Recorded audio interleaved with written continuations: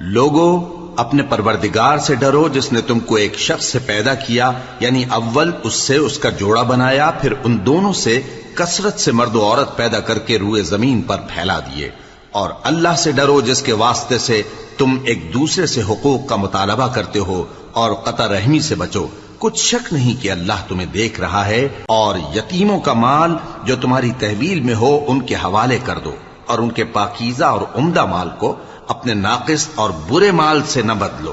اور نہ ان کا مال اپنے مال میں ملا کر کھاؤ کہ یہ بڑا سخت گناہ ہے۔ اور اگر تم کو اس بات کا خوف ہو کہ یتیم لڑکیوں کے بارے میں انصاف نہ کر سکو گے تو ان کے سوا جو عورتیں تم کو پسند ہوں، 2 یا 3 یا 4 ان سے نکاح کر لو۔